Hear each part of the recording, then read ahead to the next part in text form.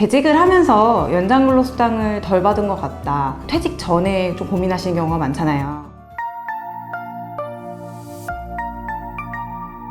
네, 안녕하세요. 전혜근노무사입니다. 오늘은 노동부 신고 전에 근로자들이 이 부분 꼭 주의했으면 하는 바람에서 영상을 한번 만들어 봤습니다. 예를 들어서 5인 이상 사업장이 있고요. 하루에 8시간 이상을 근무하는 경우에 발생하는 연장근로 수당에 대해서 청구를 하고자 하는 직원분이 있습니다. 내가 재직 기간 동안 하루에 8시간 이상 근무한 부분에 대해서 1.5배 수당을 못 받았다.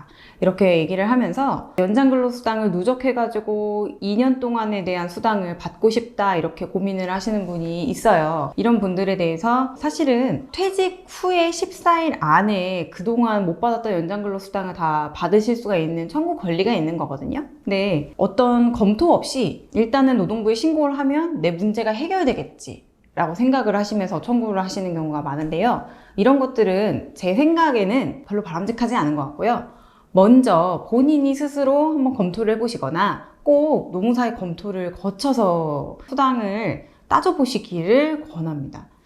왜냐면은 고용노동부라는 기관은 결국에는 사법경찰관인 근로감독관들이 법령 처벌 관련한 문제들을 다루는 기관이기 때문에 처벌이 포커스일 수밖에 없고요. 여러분들이 수당 지급이 얼마나 되는지에 대해서 사실은 크게 관심이 좀 없다라고 보시는 게 맞을 것 같습니다. 물론 그 과정에서 서로 처벌받지 않고 원만한 합의를 위해서 조력해주는 기관인 건 분명하거든요. 하지만 여러분들이 정말 노력한 대가에 대해서 전액 다 받을 것을 좀 고민을 한다면 내가 스스로 급여명세서도 보고 그리고 근무 시간표도 한번 보면서 직접 한번 따져보시고요. 수당을 청구할 때 꼭 노무사의 도움을 한번 받아보시기를 권해드립니다.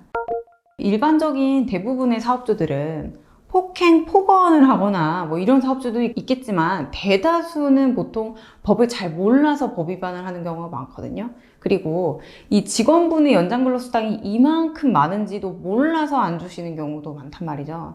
이런 경우에는 사업주를 처벌하겠다라고 하는 노동부 기관보다는 면담을 거쳐서 내가 이 정도로 못 받았으니까 이만큼을 달라라고 한번 얘기를 해보시는 게 좋습니다. 그런 것들을 추천을 하고요.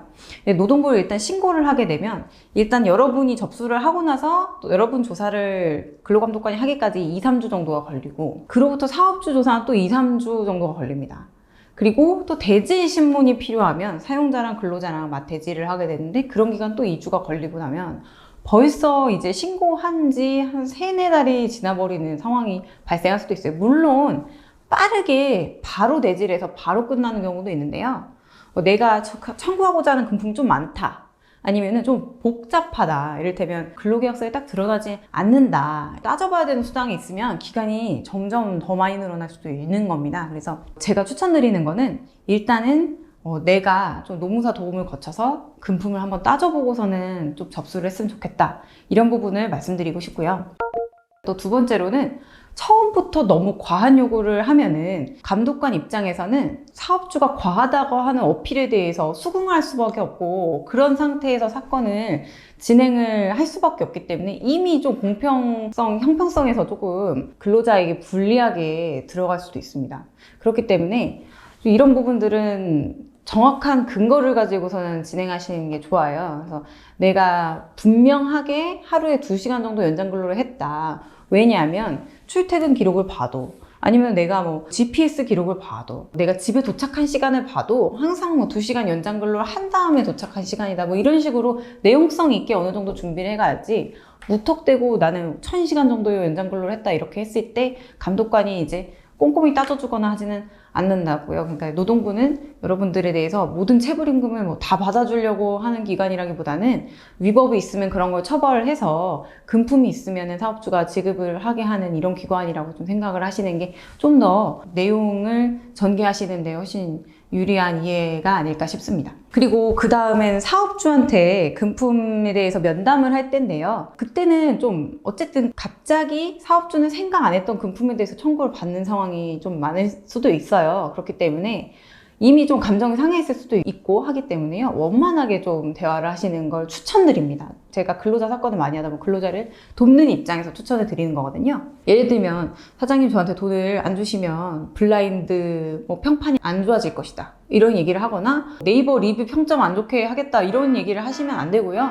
원만하게 좋게 아실 만큼 아시는 사업주께서 이렇게 좋게 해결을 해달라고 하면은 거의 이 사업주가 좀 현명하거나 혹은 현명한 사람을 옆에 두고 있는 한 이 상황도 현명하게 해결되는 경우가 많이 있습니다. 예, 그래서 그런 부분들을 유념하시고 내용을 전개하시는 게 좋습니다.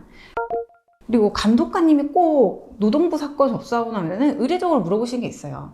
재직 기간을 왜 물어보지 않으셨어요? 왜 연장근로수당 관련해가지고 사업주한테 안 물어보셨어요? 아니면 뭐 퇴직금이 적게 지급되는데 왜 퇴직한 후에 사업주한테 안 물어보셨어요? 이렇게 감독관이 얘기를 하는 경우가 있는데요. 그때는 너무 당황하지 마시고 그때는 사업주가 이제 퇴직 전 정도에는 지급할 줄 알았다라고 하거나 그때는 법을 잘 몰랐고 나중에는 이제 따져보니 이제 농사나 인터넷에서 이런 부분들을 알려줬다 이런 식으로 진실되게 사실을 맞게 얘기를 하시면 됩니다. 사업주의 임금을 지급하지 않았던 고의성을 체크하기 위해서 물어보는 거거든요. 그러니까 근로자가 물어봤는데도 사업주가 안 주더냐 이런 걸 물어보기 위한 거니까 그런 것들은 당황하지 않으셔도 될 것 같습니다.